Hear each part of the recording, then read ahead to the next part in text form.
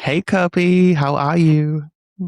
Hi, I am good. A little Good. nervous. Yeah. Don't be nervous. You're good. I'm so excited for this episode of the Creative Hub. I'm going to get you to introduce yourself, tell us your name, a little bit about yourself, and then Mm, I'm going to jump into some rapid questions with you, just to like lighten the easing into this whole podcast thing. sounds good. Okay, so my name is Cuppy. I am What's your 33 years old. what's your real name? My name is Jessica. My There it legal is. name is Jessica, but I've been called Cuppy for as long as Yeah. I can remember, and that's just been the name. I hmm don't even think people really know my name is Jessica. Like, No, everybody's when I super shocked. when I met you and like someone told me, I was like, ugh, it's a big thing in the South. People go by the middle name and fake names. It's crazy, but that's why I'm always like, what's your real name? Yes, but my name is Jessica, go by or known as Cuppy. hmm And then I am 33 years old, about to turn 34 in September, which is wild because I do not feel like I should be a certified adult, and I am. Can confirm you are. I know. I was literally telling my friend over a voice note yesterday. I'm like, when did I become the parent? Because I don't feel When you like gave one. birth, actually, I was going to say when you gave birth to your child, but we'll go back in this. But you were a parent when I met you in Australia, too, people. So, That's true. hmm Let's see what else. Oh yeah, I'm a mom. hmm I have my very first baby or daughter. She's really not a baby anymore. She's a toddler. She's about to hmm turn 2. And that has been the craziest part of life thus far. I dabble in creative. I sing. I work from home. Love, I have amazing friends. And yeah, what else can I say? love Love it. coffee. Yeah. I feel like that's most functioning creatives. Not all, but most. Yeah. Now Love I will that. say, back to the coffee, I only have 1 cup of coffee a day. Okay. I'm not your typical creative that like lives and breathes off of coffee. I can't do that. Not in the States. No, Sorry. no. After you've had that Australian coffee, it hits a little different. Absolutely. There's no such thing in America. Okay, so I'm going to do some quick questions with you. So when I do this with people, they always ad lib to it, which I'm totally fine. I think that's just us as creatives. It's like we sometimes can't give a straight answer. So are you a morning creative or a night owl? Morning through and through. Have you always been like that though? Yes. Bless. Okay. Silence or you like music playing when you create? Silence. Structured plan or spontaneous? Structure. No, are you kidding? Creating alone or with others? Oof. Lately with others. Okay. Lyrics first or melody first? Melodies. 1000%. Paper or digital? Digital. I'm a digital Lead gal. digital. Okay. Would you prefer to lead the creative or would you prefer to support like a creative vision? Support, because if it falls apart, you don't have responsibility. You don't have to make the terrible calls. That's funny. Control or surrender? Surrender 1000%. No, thank you. I'm sitting here like I'm a control freak, so Listen or speak? Probably speak, if I'm honest. Yeah. Comfort or being stretched? Comfort? Who likes to be stretched? So You? me and my wife literally talked about this last night on the couch. We were both we're doing like a devotional thing together, and it talked about like praying these massive prayers and these crazy dream prayers, and like how we we live a life. And if she was sharing all these crazy stories, every chapter of these people that like God's done some crazy things in, and she said something to me about like I just don't think, because she's not a dreamer.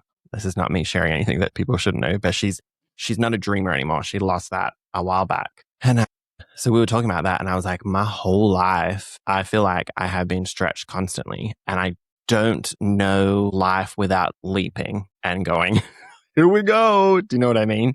I get Like, that. so that's where I'm like, the stretching, I feel like if I'm comfortable, I panic, if that makes sense. Because it's not normal to me. Like I'm I so feel used to that. being like leaping and doing things, and like God's telling you to do this, and you leap and you create this, and then da da da da da. And I'm like, so when it's like not being stretched and I'm just sitting, I'm like, what's happening? Like what is about to happen? But yeah, that's weirdly me. hmm But I get that because I would say for the same reasons is why I like comfort and not being stretched. Okay, explain that a little bit more. Yeah, because I also feel like my whole life, up until like 2 years ago, really. I feel like something always goes wrong, or I always have to be in survival mode, trying to Mm-hmm. figure it out. Leaps of faith, Mm-hmm. random moves, random beginnings again.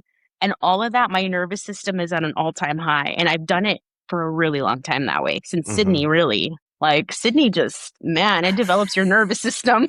You figure out how to live with anxiety. That's funny. I But wouldn't never have known, like, unless like we had like some conversations about some things, but like day to day, you yeah. like you move across the world, and we can talk about this in a little bit, but like it's crazy. We'll come back to that. Okay, do you prefer to play it safe creatively or prefer to risk it? I know it's similar to the previous question, but I think risk it for sure. A little too much sometimes. what's a, I suppose, a risk for you creatively? Is that turning around looking like you're going to lead something? Is that turning around being like, hey, this is so out of the box, people, but I think we should go this way? Like, Yeah, I think when I think risk it, I think about the product and the idea itself. Like we should try this and see what happens. mm-hmm, I love to try new things, and I've experienced a success and loss in it as well. So, mm-hmm, but I do prefer risking it. I'd rather 1000%. love it. You prefer to leap and risk. And all Mm-hmm. right, are you a dreamer or a doer? Now doer. Dreamer, maybe like 3, 4 years ago. Now it's Mm-hmm. doer. Do you think that shifted because of life experience, because of your baby? Like, where do you sit with that? I think all of that. So I think life experience, moving, then bad theology, man. Now I feel like I've really dove into like theology, and Mm-hmm. it's helped me develop really great foundations of faith, but also like personal endeavors and Yeah. dreams, if you will. So yeah, that's why I think that's shifted. I don't think it's wrong or right to be either one. I just think for Mm-hmm. me, Yeah. I just lived in that dream part of it way too long. Mm-hmm. And now I've become a doer for sure. Yeah. Cool. Okay, so let's jump back to when we first met. Yes. And I could not tell you the year, if I'm being honest. Me Do you neither, remember? actually. I was like, what year did you come to Hillsong? I came to Hillsong 2017, Okay. like right at the beginning of January. We were in Okay. that January 2017 intake. Okay. So that was my last year then that was my third year. So that was your first year, and I was in third year. Yeah, that's crazy. Do you remember how we met? Like all other I think we were doing like were we not doing like a host dinner? And Alan Yes. came, and it was only Alan, and he was just like, hey, I have a bunch of people upstairs. I think correct me if I'm wrong, like, because some of this is such a blur. It's been almost 10 years. Oh no! I was there in 2015, so like for me, I'm like, it's over 10 years for me. But I suppose like, and then I think you and Rudy came down, I think, to our apartment. #907 woes. Is that correct? Yeah, we lived in 1203. You guys lived in 1207. Mm-hmm. 1203. We lived in 1203. You guys lived in 907. Yeah. Sorry. Yeah. And so I think you came to our house. We did like a new students dinner, and then we met there. And then I don't remember how we actually started hanging out and becoming friends. I don't remember either. All of a blur. I think this is going to be my biggest assumption, because this is all I can like pick up in my brain, is that somehow you ended up in our apartment. I don't know if it was invitation through Chase or Alan, but you ended up staying there, and we chatted the whole night. And I think the rest is history. Like you kept doing that a few times a week. Literally. I'm trying to think. So I remember sitting on your bare empty living room couch. Sounds about right. And Rudy, it was like Rudy, you, Alondra. Alan was sort of there, but then he left for a bit and came back later. And for whatever reason, someone was like, because you came in as a pastoral student. Yes. I think that needs to be stated. You and your husband came as pastoral students. And it's this weird thing that when you come to the college, everyone's like, oh, what stream are you in? You're like, pastoral. And then us creative students are like, oh, okay. And then it's like, I found out that Rudy's like an insane guitarist. I found out also #Rudy's your husband. Yes. And I also found out that you're a vocalist. So then I'm like, okay, sing. Like, what? Like, sing for me. And you're like, this is weird. But we ended up doing it. But from then, I just remember, I suppose we were all just hanging out. And then I suppose we started our like Connect group with Alex Martinez joined us as Which well. that was crazy. One of my Yeah. favorite parts about college, actually. Yeah, which to me felt like it went for so long, but I don't think our Connect group actually went for a long time numerically, I feel. But then like Andrew Lucio, Hayes, no, what's his name? Oh my God. Hyatt. Hayes. Sorry, Hyatt. You guys definitely saw like your changeover, I suppose, in people that lived with y'all. I feel like your hub was the same. Yep. Like you, Rudy, Alondra, Chase, I think it was the four of you. And then there was always like a rotating fifth person. Cool. Making sure that my memory is correct. Okay. So what, like when you left America, you live in Arizona. So when you left Arizona, you and your husband have been married how long before you came to Australia? Probably like 4 to 5 years, if I'm not mistaken. We got married in 14. So yeah, about 4 years. So y'all come over here, you know, you came over, Alondra was with you, so you knew her. But then other than that, you didn't really know anyone else. And I believe everything sort of fell like with the rest of the people, like you became friends with and everything else, right? That's right. I actually did know Alex as well, Oh, though. Alex Martinez, yes. Yeah, Alex Now, Martinez. Crow. Yes, now Crow. Yeah. Aside from them, though, I did not know one soul in Australia. It was actually crazy going to another country and realizing that there's millions upon millions of people you've never met. It was actually overwhelming. I'm like, whoa, this is nuts. What are you like thinking on the plane? You're like, y'all are like, hey, we're going to Australia to study ministry, packing our stuff up, and you literally are sitting on a plane going, what the heck are we doing? Yeah, I think at the time, Hillsong was such a like epic thing in America. I think it's still, well, I was going to say it still is, but really not really. At the time it was, though. That was like the thing. And there was a lot of excitement. I think you think a lot about what the image of Hillsong was at the time. So you think of like the band and the church. And I think that's what, but the reality is you really don't know. Like I was like, I don't know what I'm going to get into, but I know this is amazing. So I'm hoping that is too. Yeah. Love that. So, okay, if you had like top 3 lessons that you learned from being in Australia, so you were there for like 4 years, I think it was? Yes. So, like, what were like the 3 biggest, I suppose, lessons or things that you learned that shifted who you were as a person, but maybe also in your marriage? Oh my gosh, man. Okay. Doesn't have, if you can only think of one, you're good, but like, Think people are everything. Like one of the things that college taught me, there's so many things. This is why I'm stumbling. It's not that I don't have one, I have many. But I would say the biggest takeaway for me is people, which is like community. And so many like subpoints to that, right? So like the people we met there, we are still deeply connected with a few of them, one being you. And that's been the greatest blessing of my life. Like if that's all I went to Sydney to do is to connect with these incredible people, right. I am full. But also we learned how to be great people and build great community and what that can look like. Prior to that, I didn't really have a starting point. I just thought, you hang out with people from church and that's it. But like, no, there's so much more to that that can be possible within friendships and in the realm of building community. And I think I forever, like will take that with me. Currently still live by a lot of the things I learned there. And yeah, forever grateful for that. Like just being a great person, great friend, how to build community. Super thankful for that. I think also that for me, and I briefly mentioned it earlier when you're like, I feel like I've become a parent. Like, when did I become a parent? You and Rudy are so infectious as people. Joy goes before you. Like, Rudy is hilarious. And I'm thinking back of like, even when we FaceTimed the other night, and I was like, you were like laughing, like your laughter, Rudy's jokes, like there's so much of both of you together that like just exudes joy. And so for me, I look back at all those times and I look at all of those people that were like constantly wanting to hang out with y'all, constantly wanting to be around you, constantly wanting to be, you know, at our apartment, at your apartment, at our Connect group, like at all of these things that you and Rudy were a part of. They were constantly wanting to be a part of it, which I think is a huge testament to who the both of you are. And I know that, you know, going through hurdles of paying, I don't even know how, I remember my rent was like $750 a week for like a 2-bedroom apartment. Thank you, garbage truck, just drove by. But it was like $750 for a week apartment. And then I was Australian, so it was easier for me to get a job or get funding from the government.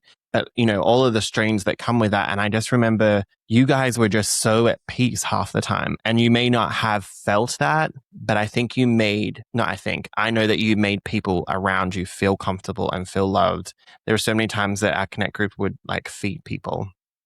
Yeah. They'd come over and we would feed them, and like it was like a whole thing. We would just grate the cheese and sit there and eat it. Like, do you know what I mean? Yep. Bless the Lord on Australian cheese. Miss it. Absolutely. Me too. There's nothing like it, No, honestly. there really isn't. But I suppose for me, like looking back at those times, there's times where you could have been like, well, I am a vocalist. I have been leading worship for so long prior to coming to Hillsong, but you both decided to take the pastoral route and learn more about loving people, learn about how to run a church. And I think that foundation, I suppose, just launched the rest of your life and your season that you're in now. Obviously, seasons have changed and churches have changed and life has changed. Like as you said, you have a baby now and a toddler.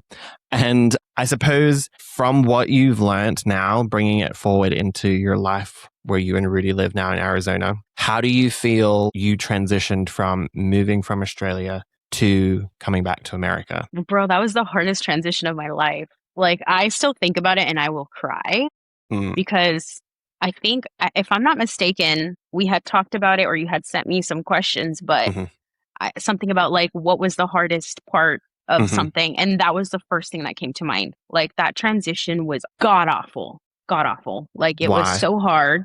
Why was it so hard? Other than like culturally, but... Oh man, within 72 hours, we were back on a plane and we had no idea what we were doing, where we were going to live, how long we were going to be here. And it ended up, obviously, plot twist. We ended up staying, never going back to Sydney, which was super traumatic, but just not even really having a point of reference of starting over. Like, we had no idea that we were going to start over. And all of a sudden, we're kind of like in this place where, man, we have to build again from the ground up in a place we didn't even want to be at the time. Right. Not like no shade towards America, but like we just didn't expect to come back at that time that we did. So it was really hard. It was really, really, really hard. And had we not had that like time in college of so much of the Lord pouring into our lives, really, because that was what happened. Like when we chose to do, and kind of bringing it full circle, but when we chose to do pastoral, we had no idea what we were saying yes to. Like there was so much regret once we got there. But at the end of the day, because it's like you're going to Hillsong College, and what do you mean you're a musician and you're a vocalist and you're not doing creative? Yeah. That's freaking weird, right? Right. So anyways, all that to say that we laid it down, obviously, which is a different conversation, but because the Lord asked us to, we were obedient. And in that time of obedience, which was 3 years from the time we started till we graduated, God did so much in our lives and poured so much in. He deposited so much. He shifted mentalities, transformed our hearts. We became new people. Had it not been for that, I don't know if we would have made it out of that crazy dark season in COVID. Genuinely, from having to start over, having to not be in church, because in America at the time, churches were closed. Right. Everybody was kind of airy-fairy. We came back to like really just like one friend in America. And it was a really hard time. We didn't really have a starting point, but God became our North Star in that season. And I do attribute it to the 3 years that we had in Sydney. We were able to kind of move along blindedly. Up until 2 years ago, which is crazy. Yeah, and I think, so you came back in 2020, right? Middle of COVID or the beginning of COVID? Right at the beginning. So it was like around March of 2020, if I'm not mistaken. Okay. So we literally just did like a fly across, because I flew back into Australia in January 2020 before COVID was a thing. I remember getting off the plane and everyone was wearing masks and I was like, this is weird. And then y'all were like still in Australia, but I was living back in my hometown of Wollongong. Y'all were up in Sydney. I think I saw you like once, but that was it. Literally. And then y'all left and went back. And then I flew back over to America in October of 2020. And so I don't know. There's so many seasons and moments in life where it's just like, we cannot see what's in front of us. We cannot see what's beside us. We can't see, where we may be going. And we have I feel like as humans, we have this classic, like, oh, but I was doing this, this, and this back then, and I've done this. And like, we can dream of what we did and we can dream of where we came from. But I think that's the beauty of who the Lord is at times, is like being like, I put you there for a purpose. I'm bringing you now here for a purpose. Do you understand the reason why you're back home now? Do you understand that looking back, going like, oh, this is why I'm here now? Or you're still waiting for that confirmation of, I understand why I'm here? No, I totally understand why I'm here, for sure. Like hindsight, I'm so thankful. Like now I can be like, whoa, even though that was crazy. Yeah. I'm so thankful we're here now because God knew what our future was and where we needed to be, who we needed to even be who I am now sitting in this chair. I'm so thankful for it, even though looking back, I'm like, I would never want that again. I would never want to go through that again. Right. But I'm happy we made it out on the other side. Yeah. Bless. Okay, so you're a songwriter. You're a vocalist. Can I say florist? Are you still a florist? I'm a retired florist. Retired florist. Okay. Yes. Wife, mother. So I love this question because, you know, going through my wife and her season of being pregnant and birthing a child and everything else, what did the Lord teach you, I suppose, during pregnancy and then after pregnancy? Yeah. Wow. Honestly, I never thought being pregnant would be the key to unlocking creativity and kind of who you become in life. I actually thought the opposite. When people think about kids and pregnancy, they think my life is over. I won't have any time and I won't be able to do the things that I love. While that is true for a season, I do want to say it's not forever. Yeah. And I think becoming a mother has made me want to do things way more, do them more intentionally. And my creativity, especially songwriting, has become kind of like my own personal heirloom to my children. And I'm very much more intentional about the things that I write down or create and who I create with, because I want it to be special when the time comes that they'll be able to experience it in the way that it was intended. But practically speaking, as a mom, your time is limited. You don't have much of it, but the time that you do have, there's a fire in it and there's intentionality in it. And that has been awesome for me. It sounds like, whoa, you don't have that much time, so how do you do it? But no, there is time. Trust me. There is time. Yes. There is time. But the intentionality, I think, and just like the fire that comes with being a parent and showing up to whether it's your job or whether it's a creative task, like that feeling, there's nothing like it in the world. And I had no idea that came with my child, which is really cool. I love that you and Rudy do. I call them like your kitchen covers. I'm assuming you stand in the kitchen. I'm not sure where you stand in your house, but you record, like, I posted some on our Instagram the other day of y'all singing, you singing Spanish and he plays a little bit behind you. Oh, yeah. Like, you did like a voice memo that I was listening to the other night about like a song that you had written in a season. And like, you're like, here's like a little snippet. Do you know what I mean? Yep. You've always been someone that's creative. I think people sometimes don't like to classify themselves as creatives, where I truly fully believe that everyone is creative because, you know, we're designed and made by a creative God. And so some people don't like to give themselves the label of creative. But I think definitely for you, like, you know, your songwriting is something that I feel like when I met you, I didn't know you were a songwriter. I just thought you were like a worship leader. And that's putting a label on something. Do you know what I mean? But it's also about like then going back and going, okay, yeah, like you've written songs, you've released songs, you and your husband are still writing songs. And I'm going to touch on this as well because last Sunday, correct me if I'm wrong, you led worship for the first time in 10 years. Yes. Which is like a whole conversation within itself. Mike Bake actually sent me the video of you singing. And now I do need to say, like, it was beautiful. My wife was like, who is that? And I was like, it's Cuppy. But I think also on top of everything else, the song that you chose, well, I don't know if you chose it or whoever chose it, but the song that you actually ended up leading, that within itself as the first song you sing after 10 years. And that's what I was thinking about while watching it. I was watching it being like, okay, the Apostles' Creed, right? That was the song? Yeah. I totally forget what it's called. Is that what it's called? The Apostles' Creed? You know, I don't know, but I think it does. I think it's called the Creed. Maybe? The Creed, okay. I don't know. Let's Google real quick. This is terrible. I should know the name of this song. I believe. Yeah. I believe Is in that God what it's our called? Father. I believe. Yeah, I think that's what it is. The Creed or I Believe? I think it's I believe I with the think you're creed in right. brackets. This Hmm. I believe, the creed. Okay, we were close. There we go. But I literally, like, when I was watching it, I was like, girl, this song, that being the first song that you sang Mm, on a platform, leading again after 10 years, I think is the goodness and grace of the Lord. I don't know if you picked it. I don't know if Becky picked it. But I was like, if there is a song to sing, theologically correct, in my opinion, like that is a good place to start for the first hmm song that you sing back in 10 years. Okay, so like how did that feel? Where did the Lord like grace you for it? Because, 10 years is a long time. I'm still with you on the flip side of this. Like, I haven't sang or like worship led or sang on a worship team in years also. So, like, I find this conversation really interesting because, we are vocalists and I have not like led worship or sang on a worship team in years. So, where hmm does that sit with you? Man, well, I'm going to take you back for a little bit, but Okay. when we decided to give up, obviously, the creative stream at Hillsong, I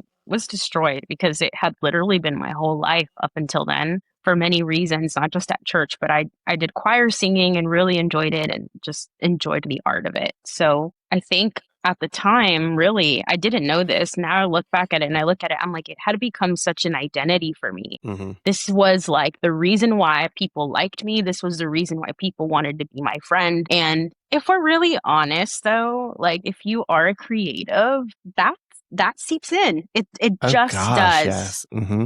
And it seeps in and it grabs a hold of who you are, and you have to work really, really, really hard to undo every little string of value that people have placed on you because of your gift and what you can do to them. Mm-hmm. And I think it all starts really innocently, right? But I think what it does to your heart personally is, I think, what you need to watch out for. So at the time when we laid it down, I had no idea that's what God was killing in my spirit and in Mm-hmm. my heart. I'm so thankful for it because being a part of Hillsong and being where the mecca of music was at the Mm-hmm. time, it killed me slowly to not be on a roster. It killed my ego. It killed my skill. It killed my passion for it. It killed so many different things that were told at me for so long. Mm-hmm.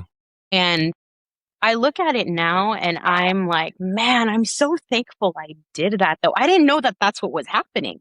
And I also didn't know when God would bring it back. That's the other thing is that like, I think I did do like a worship leading moment at a teen night by the grace of God, Mm-hmm. which I got like a little taste in my third year, Mm-hmm. but it was the one and only time, never again. It didn't even come as a PCO roster, by the way. It was just something that I was asked to do.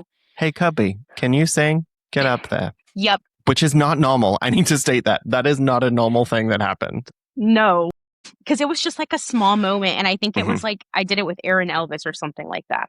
But yeah, it was my one and only time. And after that, after Sydney, when I didn't do it there, and like after living for 3 years, you kind of come to a resolve of like, all right, I guess this isn't in the cards for me anymore. And you slowly start realizing the bigger picture. For me, it was like who I am in the kingdom of God without my gifts, my direct Mm-hmm. gifts, if you will. And I developed other things. And I was so thankful for that because I began to see that I was way more than my skill. Mm-hmm. And it led me into just different places. And when singing was everything and my value came from it, I started kind of like shifting where my value came from, which was now it's from God. I am a Right. daughter, and I kind of forgot about it, to be honest. And I just continued to like dig deep wells in my day to day mundane life, building relationships, reading the word. And I didn't really have like an appetite for it, if I'm honest with you. Like, I just kind of thought like that was a season. I'm never going to do it again, but I still want to write songs and I still want to sing. But obviously, it's not at church because I don't even go to a church right now. So, Right. like, like, does that work? And I would still like write and started writing things for myself, which was great. And of course, I'd always worship like in my closet time or whatever, in my prayer Mm-hmm. time. But I think it was about maybe like 3 years ago, right before having Ellie, I went through a really big disappointment with God. And as God normally does, he arrested me out of the Mm-hmm. blue listening to a podcast. And I will never forget this moment because it changed everything about me. And I heard him clearly say that, like, I was going to do it again. And now hearing that, I was like, no, thank you. I don't want anything to do with worship leading at a church. It's way too much responsibility. Now I know what it is, and I don't want Right. anything to do with it. Not because I don't believe in it Right. or love that for other people, but I'm like, I get it now. I've gone to Bible college. I've done ministry. I know what it is to be a pastor. I know what it is to be a minister. I know what it is to be a worship leader, and I don't want anything to do with that. It's way too much Mm-hmm. responsibility. No, thank you. But I heard it clearly. And I was like, dang it, God, like I've resolved this. I'm okay if I Right. never sing at a Right. church, Yeah. ever again. And it was about like after that, a year passed, had my baby, and really through postpartum, I just thought I'm never gonna do anything creative ever again because I just had postpartum depression and all of that. And then a year later, we were in transitioning of churches. Rudy was going to a church, I was going to another. You were trying to figure it out. It was just like Right. a hot mess. And I remember God placing like people, and at this time it was Moana and Mike. And Bless. Mike had gotten hired at the church that we are currently all at. Mm-hmm. And I was like in denial. I was like, nah, I don't want to. I don't even want to come to this church. Like, there's no way in heck. But I don't know if it was like out of just my craziness or the woman in me and my emotional state. But I told him, I was like, you know what? I do feel like at one point, like, I do want to lead worship again. I don't know where I stand. Mm-hmm. And then a year from that conversation was the time that I actually led at a church service at the church that I thought I didn't want to be a part of. Hilarious. And yeah, God kind of brought it full circle. And I will say though, stepping on a platform and worship leading this time around felt so different. Like I wasn't there to sing. Mm-hmm. Like I genuinely felt like when I picked up the mic, it sounds crazy. It sounds really psychotic and maybe like a little too like frou-frou for some people, which I get it, but I literally felt like I picked up a sword Mm-hmm. and I was like, I'm going to battle. I had Mm-hmm. never felt that ever when I like led worship. A lot of the times I was way too focused on technicality, what the song was, the reaction of people, what the musicians were doing. This time I knew the song by heart. I believed the song by heart, but I was up there picking up a mic and I was like, I'm about to do some battle. I'm about to go to Mm-hmm. warfare. And that's exactly how I felt, Nathan. And Bless. I got off and I was so extremely like grateful and thankful to God that for the very first time in my life, the skill didn't do anything. Like I was like, it's never been about me. It will never be Mm-hmm. about me. Those strings that lived for years no longer have an attachment to me. Mm-hmm. This is the way, like prayer, that I show up for church and for people in this community. And that's that. Yeah. Like this is the way, this is the front line that I get to be a part of.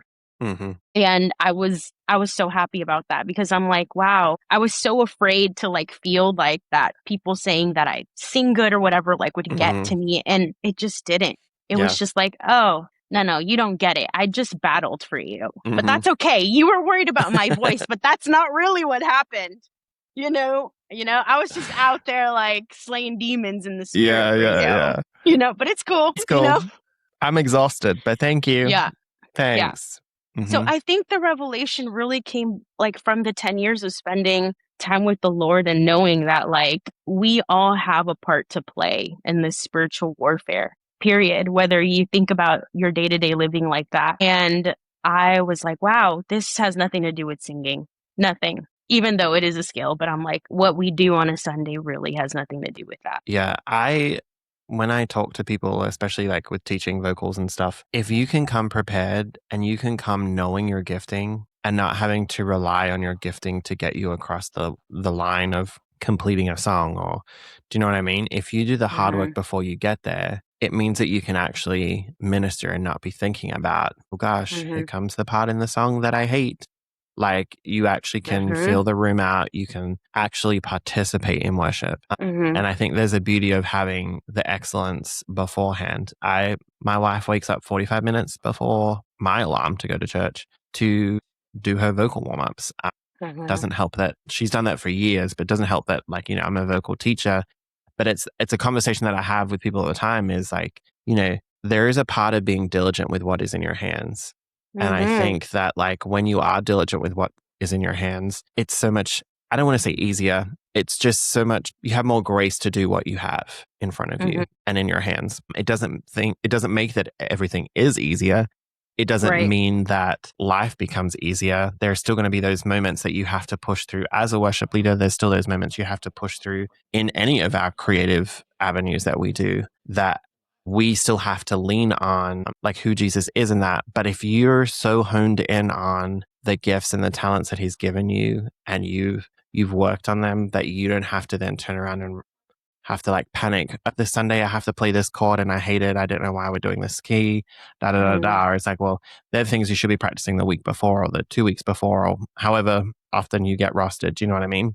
Mm-hmm. So for me, like as a creative, and as I suppose like now a creative business owner, like where I have my businesses and we teach music, I help people direct and I help people produce and I help people do all of that. So like for me, it's this thing of, if I get comfortable with who I am and I don't feel inspired, I don't feel the creative push to challenge myself. One, I'm around the wrong people, but two, I'm doing something wrong and I need to continually Mm-hmm. develop myself so that not only am I getting better, but the people that are around me are getting better.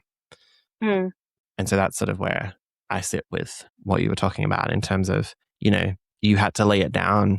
And you do get to this point, you're like, Lord, I laid it down. And then he's like, pick it up. And you're like, no, I laid it down. You didn't hear me. And he's like, pick it up. And you're like, no, I did. I laid it down. And he's like, pick it up. And you're like, Yeah. okay, okay, okay. Yeah.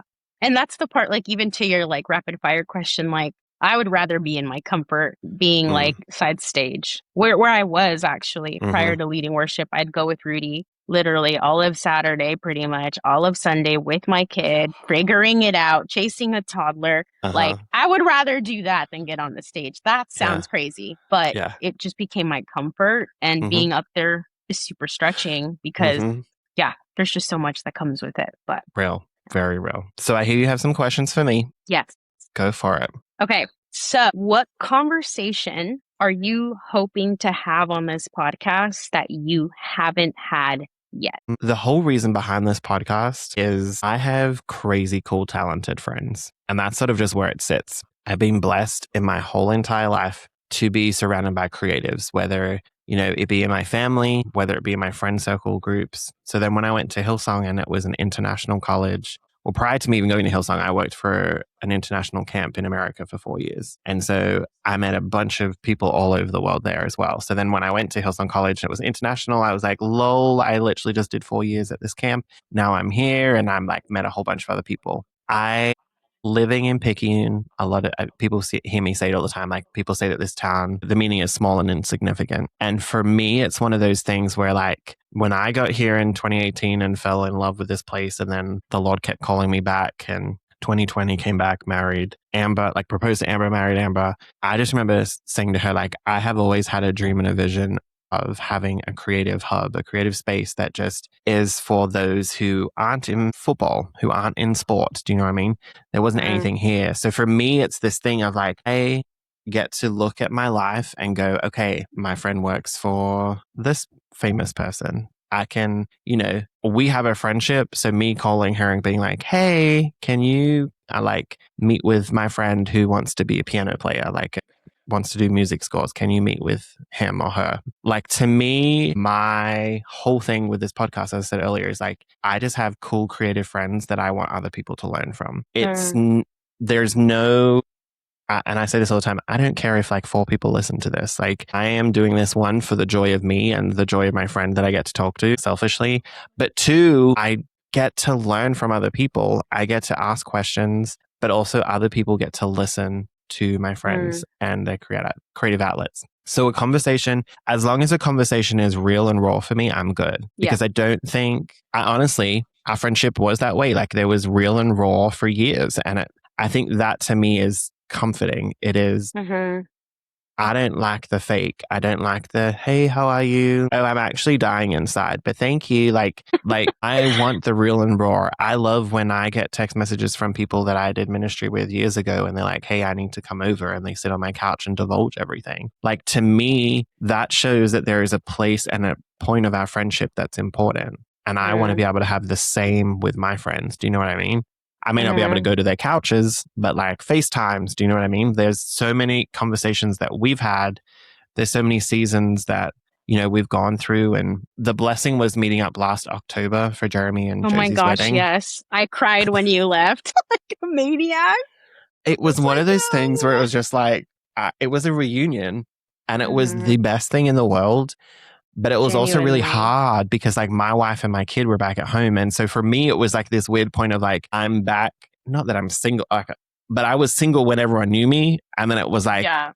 my wife and my kid weren't there. So it was weird. But like everyone of my friends knows Amber. Everyone has FaceTimed with Amber. Like we FaceTime with everyone. So it's like that part of it wasn't weird, but it was just more the fact of like, it was like this massive reunion and it was beautiful. And I just wanted my wife and my kid to be there so much. But so yeah, to go back to your previous question, just as long as it's like a real and raw and honest conversation, I'm good. I love that. And can I just say, like, you've been doing this for years. Like, you get to do it on a podcast form, which is fantastic. But I've known you for what, 10 years almost. This has been what you've done always. So that's amazing that you're continuing to do the same. But yeah, appreciate it. okay, another question for you is, so I am actually genuinely curious because I do think parenthood sits on a mom's shoulder different than it does on a father's shoulder. You become kind of the provider. And how has that changed like your creative process, how you create practically also, but like not practically? What does that look like for you now? Because the Nathan I know, yeah, right, before kids, hustling, man. Every freaking minute of the hour was occupied with something, whether it was rehearsal, making costumes, helping someone else do a prop. What does that look like for you now with family? If my wife was here, she'd say it hasn't changed. That is what she would say. So like we had Emmy, and so I own a music teaching business. So at the time, I also launched Picayune Theatre Company. So we launched a community theatre group in the same year that Emmy was born. So like the second show that we did was Willy Wonka, and I have a photo where I have Emmy like weeks old, right? My family were over. Like I'm walking around dressing rooms with her in the carrier. So like when I tell people like my girl has grown up around it, she don't know any different to rehearsals are a Tuesday, rehearsals are on Sunday. She comes to the shows. My girl knows when to clap. My girl knows, like we were playing Frozen in the car last night and she was like doing the actions and singing and I was, my wife says, look at her. And I'm like, none of this surprises me. She's around it the whole time. So, my wife had bad postpartum as well. Amber is big on structure. She's a big structure person. I am not so much structure, like I'm a time management person, but I can pivot real easy. Pivoting for me is not necessarily always a hard thing. And so like she stayed home, I had my business and was doing that full time. And then, Amber and I had a conversation and Amber's like, I'm going to go back to work. I need to go back to work. So I'm like, okay. So Amber got a job up at a local college here. So she works there now. And I sort of became the stay-at-home dad. And she would come home and I would work from 5:30 to 7:30 in the evenings. And so that was just our routine. And I was a stay-at-home dad for, a good 8 months, maybe, or 10 months or 12, something like that.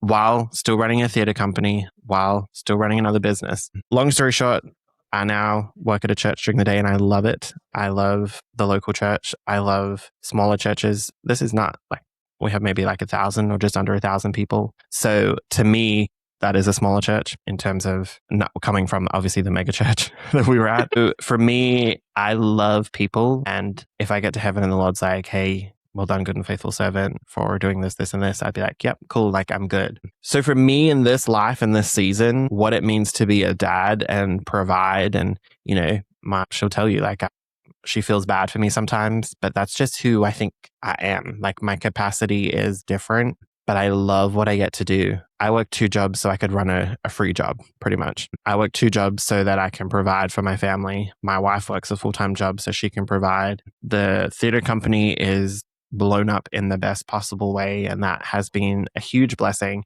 For me, that was something that the Lord laid down in 2014. He told me to get rid of my agent, get rid of everything. You can't perform, you can't do this, this, and this. And so for me in 2024, when he told me, 2023, and then we started in 2024, was to pick it up and do it. And it just has exploded to the point of my people are the best. And I mean that in the nicest way. And I'm not hating on other people, but my creative teams I get to work with are completely different for pretty much all of our shows. My committee is insane group of men and women who have these incredible engineering gifts, organizational gifts. I would love to do like a round table with them and just let them like pop off. Do you know what I mean? Like, and then I get to meet people. We hit this point where my influence with Picayune Theatre Company has grown bigger now. So Picayune Theatre Company has got to the point where, as someone, I have a lovely friend, Miss Stacy, who told me that, you know, the level that we perform at is not community theater, it's regional.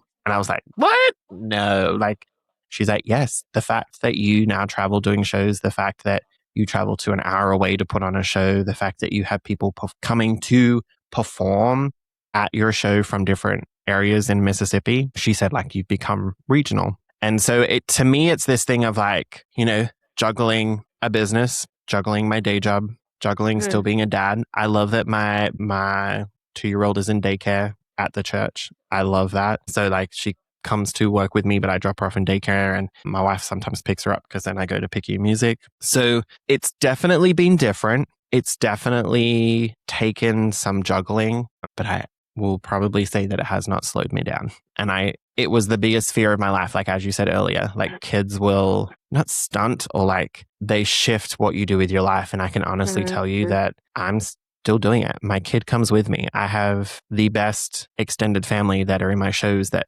you know, I have people that are assigned to my child if she's there. And Amber's mom, Lily, is like the best because she will take her. She's getting to that age where she's like 2 and a bit now. So Miss Independent, still wants to do everything herself. But like, you know, she sees a stage. So where we perform at, we went and saw the Elmo tour. They did Elmo tour there. But the girl, yeah, blessings. And she's used to the stage. So like the guy who runs the theater company, we got free VIP passes and everything. And so we went up on stage and she's like running and hugging Elmo and Abby and everything. I'm like, this girl knows the stage because she's here with us 2 or 3 times a year. So that when we're here for something else that's not us, I'm like, girl, you cannot go up on that stage. And it's sort of like, she looks at me and she's like, but I have before. Like, what's the difference? And I'm like, this isn't us. But I just love our people. I love the people that love my wife and love Emmy through this all, because it is a huge undertaking. My whole committee is the same thing. It is a family thing. If someone is on a committee with us, it's like it's a you and your family, whether you like it or not. That's just how it is. So honestly, my life hasn't slowed down is the short answer. I think if anything, it stayed the same, if not picked up some more. But I have time. I have time to do it. Like, and I'm not sitting here missing out on moments because, you know, I still get to put my child to sleep at nighttime. 5 out of the 7 nights. Do you know what I mean? I still get to sit at home with my wife. We still get to read devotionals at nighttime. We still get to watch our TV shows. For me, like tech week's probably the hardest thing because it's like you're up there till like 10 and then you get home at 11 and sleep, work, blah, blah, blah, blah. But yeah, I don't know. I don't think I've missed out on anything. If anything, it stayed the same. And I don't know if that will ever change. And if it was, I might need to go to therapy. Because I just love that though. Yeah. I was going to say, like, I love that because, man, if there's anything that I can, like, tell people is that everybody has 24 hours and 7 days a week, and it is possible. But would you say that it comes with some sacrifices, like, in terms of, like, what you're choosing to put your time in? Because I do feel like I have time for everything, but it also means I'm sacrificing other things. So this is where me as a control freak and my whole committee and my team will tell you that I have learned to release things in this past year.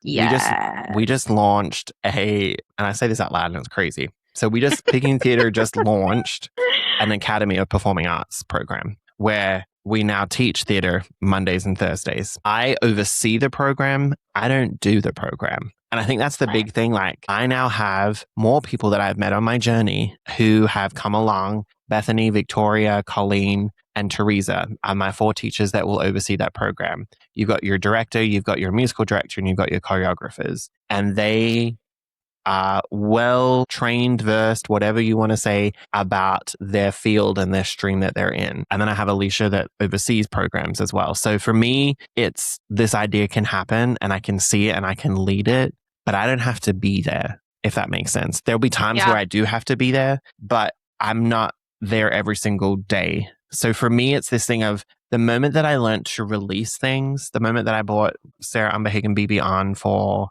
costumes, like as much as we miss doing costumes, our costumes got better because that's her field. Her and her whole family do that. They do costumes. So like for me, it was like releasing this to somebody else. It's not that I don't have creative say. It's not that we don't have creative conversations, but it means that it's not in my house. Well, I say that we have a whole wardrobe, a whole sunroom full of costumes, but it's not like I'm not sewing on my living room table. Someone else has picked that up. And I think that's the beauty of the community and my creative friends that I have is like learning to trust people and let go of things is the biggest thing that I learned. Because if I was still spinning all of these plates, I think I'd be dropping a lot of them because I missed out on moments with Imi or my wife. Whereas now I have, as I said, a creative team that function at a high capacity that we've elevated everything around us. So releasing is like my biggest thing in this past year that I've had to do. And so I feel like my sacrifices aren't as large because I've released programs and I've released jobs that I would normally do to other people. So yeah. That's if that makes sense. It does. It does. Cause I do feel like, I don't know, like in my situation, it's a little bit different, but I do have time for it all. But for me, what releasing things would look like in the season is my house isn't going to be extremely clean every day, you know? Right. Like for example, right after this, I get to go have coffee with the girls. We do it every Friday. It's been something that has, built community for us. And what does that mean? That means my living room is a mess. And it's going to be a mess probably until the end of the day. And that's that. But there is time for it. You just have to know what to release and what not, Yeah. So, yeah, I love hearing that. That's where I sit. And I don't know. I say this, I don't know everything. I might say things that offend people. Do you know what I mean? But for me, they work in my life. It is conversation. I just don't make decisions based upon me. I make decisions based upon my wife, based upon my child, based upon our community, based upon our business. It's how it should be. It's not just like, I make this because we're going to do this, this, and this, and it's going to make us better because we have all these people now working for us. No, that's not how that works. Because what in return is, I don't trust people a lot. That's real.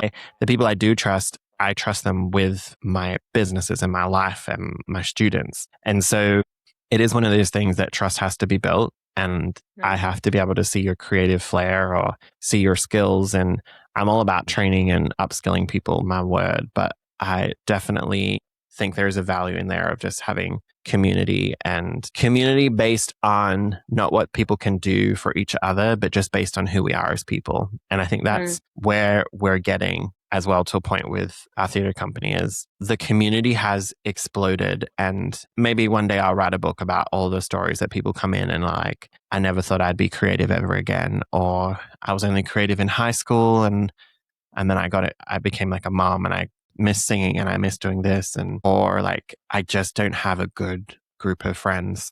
And the theater company has brought that to so many people. So for me, like I chalk that up all as a win. Like if we were to never ever do a show again, like I can honestly say that these people have found community and they've found friendship based on similarities. It just so happens that we get to put shows on together, which is the fun part. We get to dress up and dance and sing on stage. So that's the fun part. So yeah. Okay, so my closing question for you. Okay. We may have to do a part 2, I'm just saying. Yes. What encouragement would you give to someone who is waiting on God or wondering what's ahead for them? I would say like waiting is active and do not wait and stop everything. Like in my waiting season, and I'm still waiting for certain things now, right? We haven't like come into full circle for the things that I've been praying and believing for, but waiting is active and there are things that can be done still while you're waiting. You can sharpen up your craft. You could definitely pick up the word of God if that's something that interests you, or that, if you are a believer in faith, like I'm a massive believer in at least reading the Bible cover to cover once a year. Like, if that's where, your heart is, sharpen your skills, meet people, connect, because when the time comes, like that is not the starting point where you decide, okay, now I get to start doing this. No. Like work on your stuff in silence, in isolation for a little bit. And then when the unwaiting comes, like that's your moment where you get to show and present what you've been working on all these years. And that's how I felt like when I led worship for the very first time in 10 years. Like, yes, I had not picked up a mic at a church in a really long time, but the reality is that I was doing that on my own for 10 years Right. by myself, with no audience. Yeah. So continue even in the waiting, and just know that God is a God of his promises. Mm-hmm. And he keeps his word. And I didn't know when he would bring it back, but he did. And it took 10 years, but he brought it back. He brought it back. What is he going to do with it? I don't know, but I really don't care anymore. That's one thing that has changed. I'm not an outcomes girl. Right. I'm just obedient, and I'm okay with that. Like, God, like, I'm here. Do what you got to do with me and my heart, and use me as a vessel. Love it. Love it. Well, you are always such a joy, and it is so refreshing. And I know that we'll catch up outside of this and FaceTime and everything else. But I definitely just want to thank you for who you are as a person, and for, I suppose, our friendship over the last 10 years of something that, started as super random and strange, but it was definitely God appointed and God anointed. And I just want to thank you and your husband just for loving me, loving my family, and then just continuing this awesome friendship. I think you both are such creative freaks in your own lane, but together it's just like an explosion. And I just love the way that you both are infectious people with positive attitudes and a heart that is for people and for them to win. And so thank you so much for joining me. I really do appreciate it. Me. Of course. Love it. Oh my gosh, thank you. And you have music on Spotify, correct? You have music on, is it YouTube as well?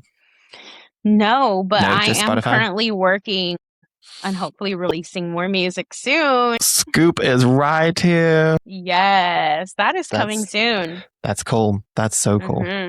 I'm excited. But I appreciate it. Enjoy your Friday coffee with your friends and your girls. And we're doing shows this weekend. So I am getting ready for our open mic nights. Fun. Yeah, it'll be good fun.